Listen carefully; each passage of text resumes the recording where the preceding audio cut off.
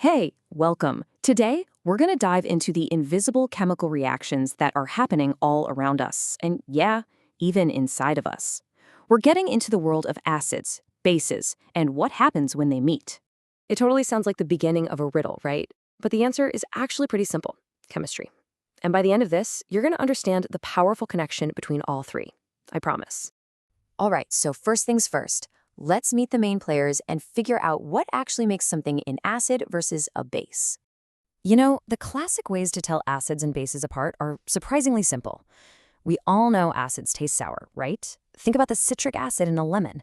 Even a simple vegetable soup, which has a pH of about 6.5, has that slightly sour tang.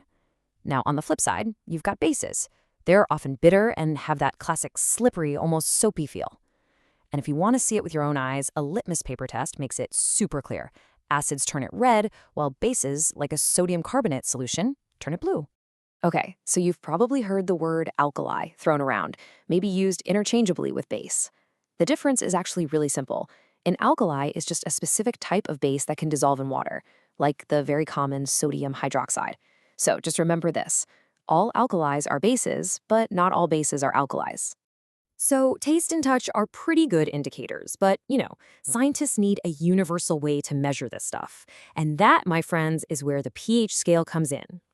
It really all comes down to one thing: hydrogen ions. Now, this might seem a little backward at first, but the more hydrogen ions you have floating around in a solution, the lower its pH number is.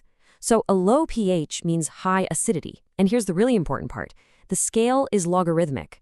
That means a pH of 3 is actually 10 times more acidic than a pH of 4, a huge difference. This really shows us that, not all acids are created equal.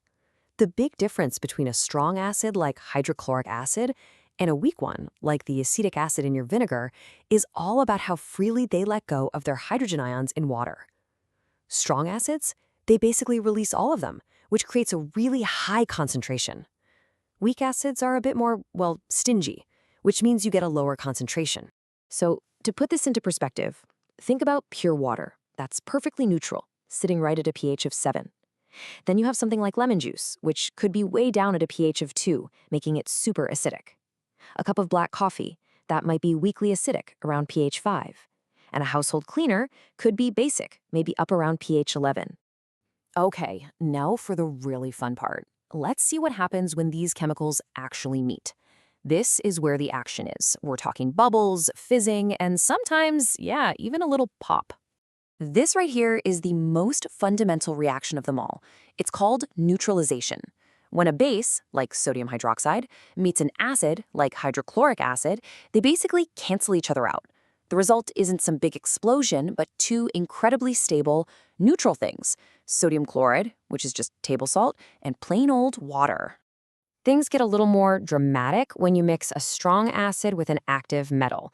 If you drop a piece of zinc into hydrochloric acid, it creates a salt, sure, but it also releases pure hydrogen gas.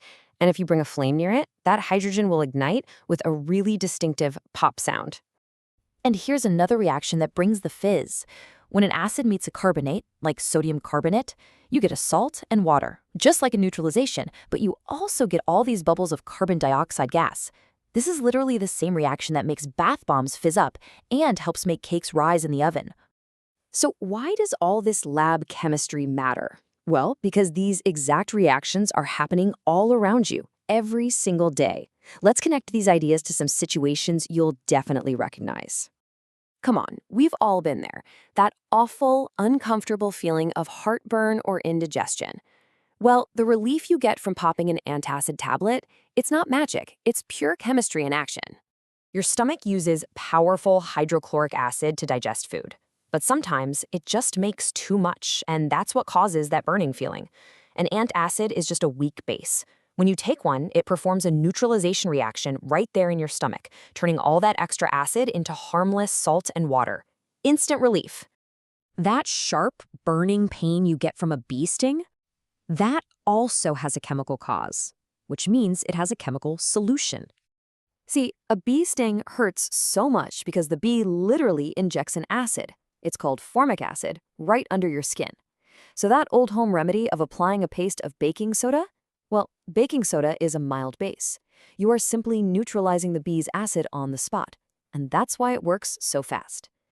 A similar battle is actually happening in your mouth all the time. When you have leftover food particles, they break down and produce acid, and that acid starts to attack your tooth enamel. And what do you think toothpaste is? It's a base. Brushing your teeth is basically a daily neutralization mission to protect your smile. We've seen over and over that when acids and bases react, they create salts. But salts are this huge, incredibly diverse family of compounds with some amazing properties that go way beyond just seasoning your food. This is so cool. It demonstrates a concept called water of crystallization. Lots of salts, like these beautiful blue copper sulfate crystals, actually have water molecules locked right into their structure. If you gently heat them, that water evaporates and the crystals turn into a white powder. But, and this is the amazing part, just add a single drop of water back and that brilliant blue color instantly reappears.